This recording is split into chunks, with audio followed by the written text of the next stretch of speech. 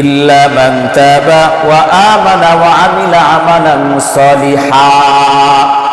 যে ব্যক্তি আল্লাহর কাছে তার কৃত গুনাহের জন্য তওবা করলো, গুনাহের জন্য তওবা করলো, এরপরে নেক আমল শুরু করে দিল, নেক আমল করতেছে, আল্লাহ পাক বলেন ফাউলাইকা ইউবাদদিলুল্লাহু সাইয়্যাতিহিম হাসানাত ওয়া কানাল্লাহু গফুরুর রহিমা।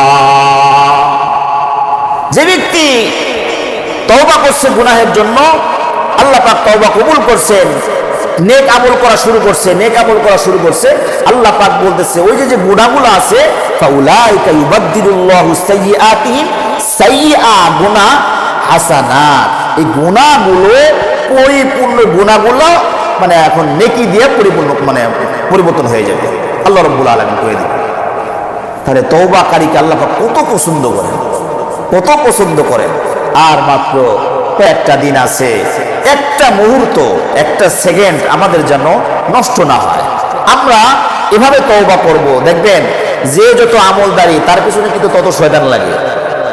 যে যত আমলদারি, আমি মাঝে মাঝে এই কথাটা বলি, যে যত আমলদারি তার পিছনে তত শয়তান লাগে তার আমলগুলোকে নষ্ট করার জন্য। আরে ভাই সোজা কথা, যার ঘরে সম্পদ আছে ডাকাত তার ঘরেই পড়ে, যার ঘরে কিছুই নাই ডাকাত তার ঘরে যাওয়ার দরকার আছে? তাহলে শয়তান কার পিছনে লাগবে? যার আমল বেশি, যার আমল বেশি তার পিছনে শয়তান লাগবে। কেন? তার আমলগুলোকে ধ্বংস করার জন্য। এই জন্য তওবা করা, তওবার হলো, তওবা কিভাবে করতে হয়? এক নম্বর, সাথে সাথে গুনাহ বাদ দেওয়া। আপনি যেই গুনাহ থেকে তওবা করবেন ওই গুনাহটার সাথে সাথে বাদ দেওয়া।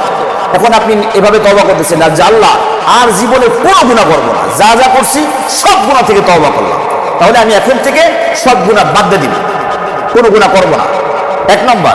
দুই নম্বর শর্ত হলো নিজে লজ্জিত হওয়া যে আমি আশরাফুল মাখলুকাত, সৃষ্টির সেরা, আখির নবীর উম্মত, আহা আমার দ্বারা এই নাফরমানিটা হয়েছে, লজ্জিত হওয়া। কয় নম্বর গেল? দুই নম্বর। নাম্বার তিন, জীবনে আর এই গুনাহ না করার এক দৃঢ় প্রতিজ্ঞা করা। এই তিনটা শর্ত হলো তওবার জন্য। তবে হ্যাঁ, যেগুলো আল্লাহর সাথে যুক্ত, যেমন নামাজ পড়েন নাই, চোখের হেফাজত করেন নাই, হজ করেন নাই, যাকাত দেন নাই, যেগুলো আল্লাহর সাথে কানেক্টেড, ওগুলোর জন্য শর্ত তিনটা। তওবার শর্ত আরো একটা আছে, সেটা হলো বান্দার হক আদায় করা। 4 নম্বর কি? বান্দার হক আদায় করা। আমরা আল্লাহর হকগুলো ভালো বুঝি, নামাজ পড়ি নাই, না আসলে নামাজ পড়ার দরকার। হজ ফরজ হয়ে গেছে, পড়ি নাই, না হজ করার দরকার। না যাকাত ঠিক মতো দিতেছি না, আসলে দেওয়ার দরকার। এগুলো সব বুঝি, রোজা রাখার দরকার, কিন্তু আমার বান্দার হক যে ফরজ, এটাও যে এটার জন্য যে জাহান্নামে জ্বলতে হবে আপনার আমার খবরই নাই, এ কি হালত না। বান্দার হকটা এটাও ফরজ। বান্দার হকের মধ্যে আপনার পিতামাতার হক সব থেকে বড়, আত্মীয় স্বজনের হক সব থেকে বড়। পিতামাতা, আত্মীয় স্বজন, এমনকি আপনার কাজের বুয়া, তার হক যদি আপনি আদায় না করেন, আপনার গাড়ির ড্রাইভার, আপনার বাড়ির সিকিউরিটি গার্ড, আপনার পাশের প্রতিবেশীরা, এগুলোকে দিয়ে খেয়াল রাখা বেশি দরকার। কারণ কি? এদের হক বেশি। আপনি বড় একজন অফিসার, ওই অফিসার ওই এলাকায় আপনি অনেক টাকা দান দক্ষিণা করেন, কিন্তু আপনার বাসায় যে মহিলাটা কাজ করে তার দিকে আপনি শুধু তার 10 টাকা বেতন আছে, বেতনটা ছাড়া 1 টাকাও দেন না। কেন? ওই জায়গা দান করার থেকে এই কাজের বুয়াকে দান করেন, ওখানে দান করার থেকে ড্রাইভারকে দান করেন। কেন? কারণ সার্বক্ষণিক আপনার সাথে আছে, ওকে সন্তুষ্ট রাখেন, ও আপনার জন্য সবসময় দোয়া করবে। আর ওই যে আর এক জায়গায় ও আপনি যখন দিচ্ছেন আপনার একটু দোয়া করছে আর আপনার কথা মনেও নাই, মনেও রাখবে না, কিন্তু সার্বক্ষণিক মনে পড়বে হলো আপনার কাজের বুয়াটা, আপনার ড্রাইভারটা। আপনি কাজের বুয়ার মাধ্যমে বিভিন্ন প্রকারের ইফতারিগুলো অন্য আত্মীয়র বাসায় পাঠাচ্ছেন, ড্রাইভারের মাধ্যমে পাঠাচ্ছেন, তাদেরও তো মন আছে, খাইতে মন চায়, তাদেরকে আপনি দেন না, হক নষ্ট করেন, হক নষ্ট করেন।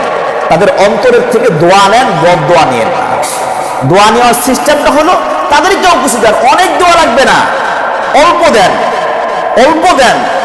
আপনার কাজের বুয়া রান্না করতেছে, দামি একটা মাছ, দামি একটা খাবার রান্না করে দিয়ে চলে গেল, তার বাসায় চলে গেছে, সে একটু খাবার খাইলো না, তার কি মন নাই?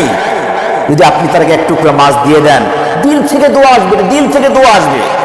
ড্রাইভারের মাধ্যমে হাদিয়া 10 জায়গায় পাঠাচ্ছেন, ড্রাইভারও বলেন যে তুমি তোমার জন্য এটা, দিল থেকে দোয়া আসবে। এজন্য এদের হকগুলো আদায় করা।